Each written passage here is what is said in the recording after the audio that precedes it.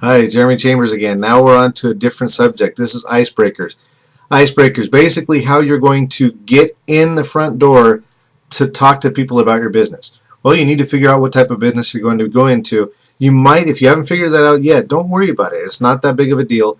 You do want to make sure you go back over your options though. Every time you start a new video, go ahead and go back over your notes from the previous video so that you can see as it's progressing. Is there something of your list that you originally made that's kind of starting to stick out as something you're seeing now as the most possible or most probable out of the things you like?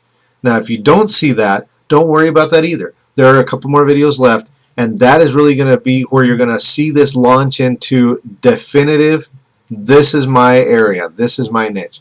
So the very first thing we're going to talk about now is there's three different areas you're going to be looking at. One of them is going to be approaching professionals by way of electronic means. These are emails, these are maybe possibly videos.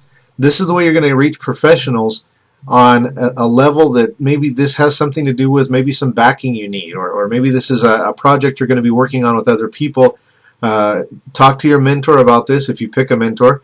If you decide to work by yourself and not talk to a mentor and just try to muscle through it, that's fine too. It's your choice, your business. The only thing you want to check out, and you want to make sure you do, make sure if you're presenting to a professional that your presentation is professional. Make sure if you're presenting to someone who's common, someone who's not a professional, you're not looking for someone to partner with, you're actually looking for maybe a client. If that's the case, you want to match yourself with where they're at. Talk on their level. Don't try to belittle the person. Don't try to talk way on a smaller level. Just get to know them first. Don't rush into it. Don't think you have to just right off the bat, hey, I got this new business plan. You want to join? You kind of want to take a little bit of time to find out what the person's doing. Listen to them. They'll guide you where they need to go. They'll let you know before you even ask if they're actually interested in something. Or start with something simple. Find an interesting introduction that you can use that'll set you aside from someone else. You want people to pay attention to you, but you don't want to fill the room with white noise. So electronic communications, don't send a barrage of emails to the same person. Are you ready yet? Are you ready yet? Is this something you'd like to do? No. Send them something that will spark their interest, and then ask them, would you like more information? Let them come back to you then saying yes or no. You want to get that answer though. The yes or the no is what's really on the plate. You don't want maybes. You don't want let me think about it.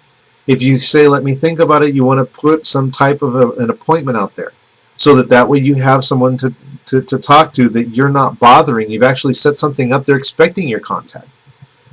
Those type of things are going to help you break the ice. Present yourself as professional. Go straight in if it's a professional you're approaching, and if it's not, listen to the person. Find something unique you can say about your business. Maybe you might see a family together. When was the last time you guys had a family portrait? If that's what you're going to do, take family portraits, great. That might be a good intro. I don't know. You'll have to kind of experiment a little bit with it. But icebreakers are just those small little comments that you feel comfortable making that you can say to the person. Now practice them at home. Practice them with a mirror. But get something down that you can already have in your mind so that way you're not struggling for words at the last minute trying to figure out how I'm going to approach this person. Now, if you come into a business with someone that you have chosen as your mentor, somebody you've chosen to give you guidance, they will probably have a system that they would teach you so that you can have now this introduction, this presentation, this way that you can talk to people about things. Those are the type of things that mentor is going to help you with. So those are some of the reasons why it's important to pick one. If not, you want to read up on the subject.